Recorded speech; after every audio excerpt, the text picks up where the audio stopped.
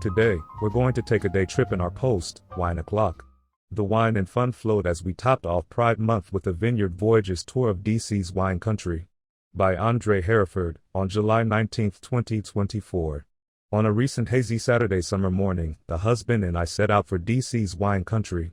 I was on assignment, dispatched a day drink with journalistic integrity as a guest with Vineyard Voyages, a gay-owned and operated winery tour company founded in May 2024 by wine enthusiast and educator Christian Hofel. Hofel also serves as host and guide on each tour, 2 per weekend. I tell everybody on my tours, I didn't grow up thinking I'd own a wine tour company, says the Indiana native, who discovered his love for wine tourism during his travels. Now, he's sipped wines of the world on 6 continents.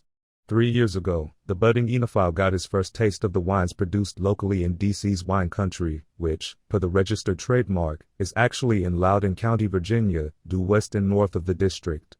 Hofel and his partner had relocated from New York to the DC area and found out there are wineries, he recalls.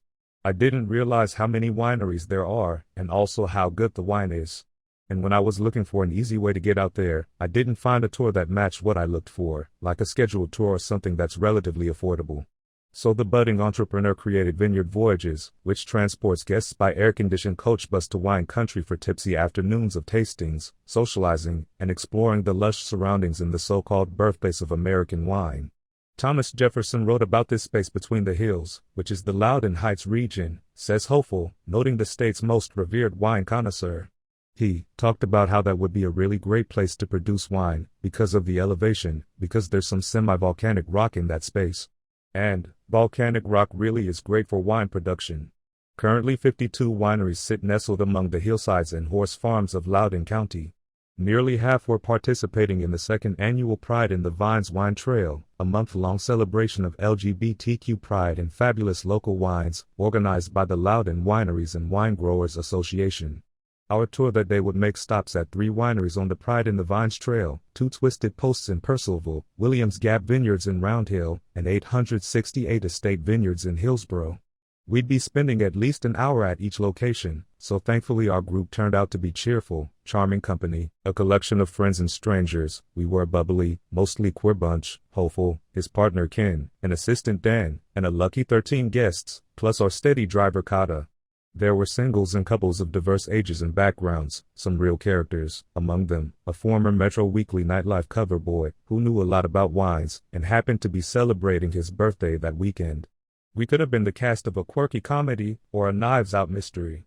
As Kata guided our coach over the winding country roads, and Ken played pride anthems and heavily requested Chapel Roan hits over the sound system, Hofel offered the day's most helpful suggestion: you're gonna want to have a sip of water for every sip of wine. By the time we reached our first destination, the sun had peeked out through the haze over 2 Twisted Posted wineries. This lesbian-managed, family-owned vineyard is where I tasted the most wines, and, not coincidentally, the stop where I tasted the most wines I enjoyed, led by the winery's deliciously sweet red blend named, Do Not Call Me a Cab. Also at 2 Twisted Posts, one thoughtful member of our group started secretly circulating a birthday card, purchased in the winery's gift shop, for the birthday boy. The thought was lovely. The card, though random, was heartfelt and cute. We all signed, passing it around under the table at our second stop, Williams Gap Vineyard. They're one of several wineries in the region touting a new vintage of hard-to-find Albarino, a wine I'd never tried or even heard of before. It's a really nice white wine that's kind of like a Sauvignon Blanc, Hofel informs me. It smells sweet, but goes down dry and easily. So a lot of the wineries are producing that these days. It's traditionally a Spanish wine, but it's growing a lot here. The wines we tried at Williams Gap, including their first vintage of Albarino, were fine. Although none of those in the flight we paid for could compete with the vineyard's mouth-watering Blanc de Blanc sparkling wine that was offered compliments of the house. Overall, Williams Gap delivered the most enjoyable tasting experience, if not necessarily the greatest number of wines we'd consider taking home.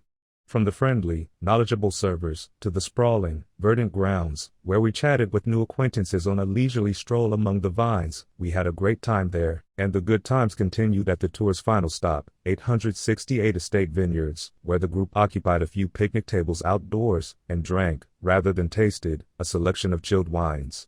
The sparkling white at 868 hit the spot, but the Chardonnay appeared to be the consensus favorite of our group. After snapping photos, we were all there to see when, finally, the birthday card, signed by everyone, was gifted to its surprised and delighted recipient. Over a joyful toast, we celebrated him, our collective pride, and a memorable day spent traipsing through the vines of DC's wine country. Vineyard Voyages schedules Saturday and Sunday tours, with pickup locations in Metro DC and Leesburg. VineyardVoyages.com. Read more about fun and interesting events in DC at MetroWeekly.com.